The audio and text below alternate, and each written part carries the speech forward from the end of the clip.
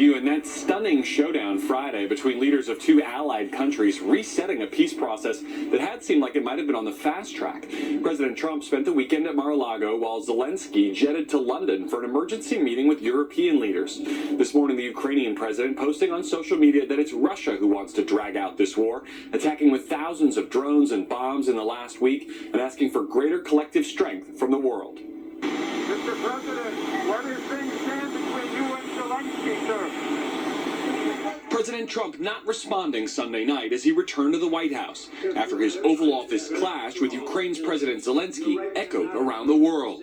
Negotiations with Ukraine on a deal to share the embattled country's mineral wealth as a first step towards a peace deal now stalled, White House sources say, after Friday's meeting devolved into a diplomatic disaster.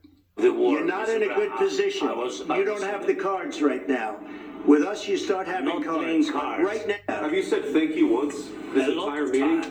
Trump's team asking Zelensky to leave the White House, spending the weekend in London at an emergency summit with European leaders. The British Prime Minister announcing a multi-billion-dollar aid package for Ukraine and working to patch up Ukraine's frayed alliance with the U.S. Nobody wanted to see what happened last Friday, but I do not accept that the US is an unreliable ally. While King Charles invited Zelensky for a rare meeting at his country home, Trump's team casting blame on Zelensky. He found every opportunity to try to Ukraine-splain on every issue, and all we're trying to do here is figure out whether a peace is possible, while offering little hope for restarting talks. Look, I don't know that we can get both sides to the table at this point. A Kremlin spokesman saying this morning that the Oval Office showdown proved Zelensky doesn't want peace. Democrats blasting both Trump and Vice President Vance, saying they escalated the exchange. Now the White House has become an arm of the Kremlin. Vance in Vermont this weekend, greeted by protesters while on a ski trip with his family.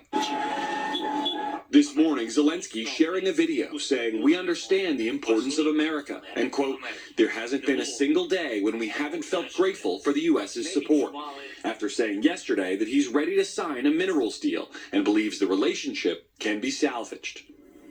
Now, we also learned Sunday that at some point in late February, before that Friday meeting, Defense Secretary PEJXEEM ordered U.S. Cyber Command to stand down on offensive cyber and information operations against Russia, according to a U.S. official.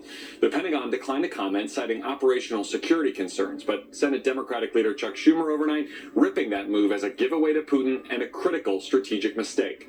Savannah. All right, Garrett Haake at the White House. Thank you. Now let us turn now to President Trump's ongoing efforts to reduce the size of the federal government.